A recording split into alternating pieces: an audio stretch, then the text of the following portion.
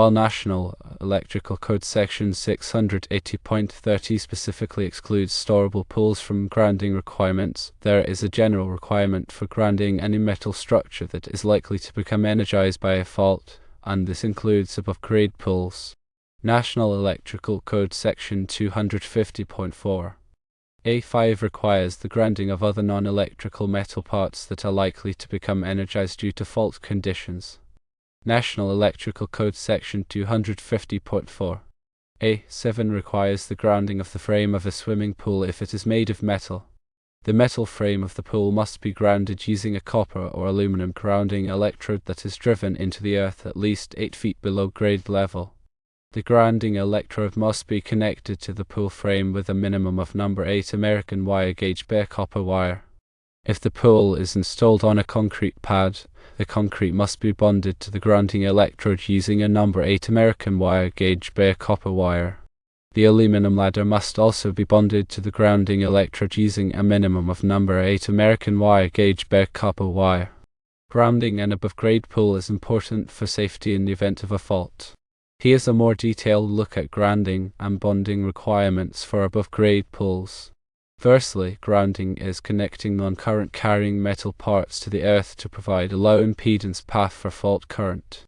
This helps to trip the circuit breaker or fuse quickly, preventing electrical shock hazards. Secondly, bonding is connecting different metal parts together to create an electrically continuous path. This ensures that all metal parts are at the same potential, reducing the risk of voltage differences that could cause shock. Here are the key components involved in grounding and bonding an above-grade pool. 1. The grounding electrode. This is typically a ground rod driven into the earth. It provides the connection to the earth for the grounding system. 2. The grounding conductor. This wire connects the metal parts of the pool to the grounding electrode. It carries fault current back to the source. 3. Bonding jumpers. These are wires that connect different metal parts of the pool together. They ensure electrical continuity between all metal parts. Now let's delve into the specific requirements. The National Electrical Code, or NEC, provides detailed guidelines for grounding and bonding swimming pools, including above-grade pools. It is essential to adhere to these requirements to ensure safety. The metal frame of the pool must be grounded. Connect a number 8 American wire gauge or larger bare copper wire from the pool frame to the grounding electrode. The grounding electrode should be a ground rod driven at least 8 feet into the earth. Bond all metal parts of the pool together. This includes the pool frame, metal ladders, metal fences, and any other metal parts within 5 feet of the pool. Use number 8 American wire gauge or larger bare copper wire for bonding. If the pool is installed on a concrete pad, the concrete reinforcing steel must be bonded to the grounding system. Connect a number 8 American wire gauge or larger bare copper wire from the reinforcing steel to the grounding electrode. The pump motor must be grounded according to the National Electrical Code, Section 680.21. Typically, this involves connecting the motor frame to the grounding conductor in the electrical circuit. Ground fault circuit interrupter protection is required for all electrical circuits serving the pool equipment. This includes the pump motor, lighting, and any other electrical devices. Ground fault circuit interrupters, or GFCIs, are designed to detect small ground faults and quickly disconnect the power, preventing electrical shock. All electrical equipment must be listed and labeled for use in wet locations. This ensures that the equipment is designed to withstand the harsh environment around the pool. Here are some additional considerations. Inspect the grounding and bonding system regularly to ensure that all connections are tight and free of corrosion. Repair any damage to the grounding and bonding system immediately. Keep the area around the pool clear of obstructions to prevent damage to the grounding and bonding system. A licensed electrician should perform the grounding and bonding work to ensure proper installation and compliance with all codes. Improper grounding and bonding can create serious electrical hazards. The grounding electrode should be located as close as possible to the pool. This minimizes the length of the grounding conductor and reduces impedance. The grounding conductor should be run in a direct path to the grounding electrode. Avoid sharp bends or kinks in the grounding conductor. The bonding jumpers should be installed in a way that provides a reliable electrical connection.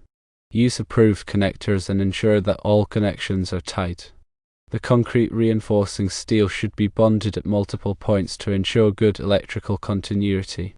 The pump motor should be grounded according to the manufacturer's instructions. The ground fault circuit interrupter protection should be tested regularly to ensure that it is working properly. Here's a more detailed breakdown of the National Electrical Code references relevant to above-grade pool grounding and bonding. National Electrical Code Section 250.4. A5 covers the grounding of other non-electrical metal parts that are likely to become energized due to fault conditions. This section requires that all metal parts that could become energized be grounded to provide a low impedance path for fault current. National Electrical Code Section 250.4. A7 covers the grounding of the frame of a swimming pool if it is made of metal.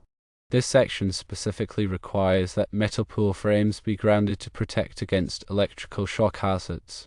National Electrical Code Section 680.26 provides detailed requirements for bonding metal parts of swimming pools. This section covers the bonding of pool shells, perimeter surfaces, metal fittings, and electrical equipment. National Electrical Code Section 680.21 covers the wiring methods for pool motors. This section requires that pool motors be grounded and protected by a ground fault circuit interrupter. National Electrical Code Section 680.22 covers the underwater lighting. It mandates that underwater lighting fixtures must be listed and labeled for use in swimming pools and must be installed with ground fault circuit interrupter protection. National Electrical Code Section 680.25 covers the feeders. It provides guidelines for the size and installation of feeders to pool equipment. The size of the grounding conductor is determined by the size of the ungrounded conductors in the circuit. National Electrical Code Section 250.66 provides requirements for grounding electrode conductors. This section specifies the size and material requirements for the wire connecting the grounding electrode to the electrical system. National Electrical Code Section 250.52 provides requirements for grounding electrodes. This section lists the types of electrodes that can be used for grounding, such as ground rods, ground plates, and metal underground water pipes. National Electrical Code Section 250.53 provides requirements for the installation of grounding electrodes. This section specifies how ground rods and other electrodes must be installed to ensure effective grounding. National Electrical Code Section 300.5 covers the underground installations. It requires that underground wiring be protected from physical damage and installed according to specific depth requirements. Remember that local codes and regulations may vary, so it is essential to check with your local authorities for any specific requirements in your area. Following all applicable codes and regulations is essential to ensure safety and compliance. Grounding and bonding are critical for protecting people from electrical shock hazards. By following the National Electrical Code requirements and best practices, you can ensure that your above-grade pool is safe and compliant. Always hire a licensed electrician for any electrical work. They have the knowledge and experience to perform the work safely and correctly. When selecting a licensed electrician, make sure they are familiar with the National Electrical Code requirements for swimming pools. Ask for references and check their qualifications before hiring them. Be sure to obtain all necessary permits before starting any electrical work. This ensures that the work is inspected and approved by the local authorities. Document all electrical work that is performed, including the materials used and the date of installation. This documentation will be helpful for future maintenance and inspections. Now let's consider some common mistakes to avoid when grounding and bonding above-grade pools. Firstly, neglecting to ground the pool frame. This is a critical step in providing a safe path for fault current. Secondly, using undersized grounding conductors. The grounding conductors must be sized according to the National Electrical Code requirements to ensure that they can carry the maximum fault current. Thirdly, using improper connectors. Use only approved connectors for grounding and bonding applications. Fourthly, failing to bond all metal parts together. This can create voltage differences that could cause electrical shock. Fifthly, neglecting to protect the grounding system from physical damage. The grounding system should be protected from damage by fences, barriers, or other means. Sixthly, failing to test the ground fault circuit interrupter protection. The ground fault circuit interrupter protection should be tested regularly to ensure that it is working properly. Seventhly, attempting to perform the electrical work without proper training or experience. Electrical work should only be performed by qualified and licensed electricians.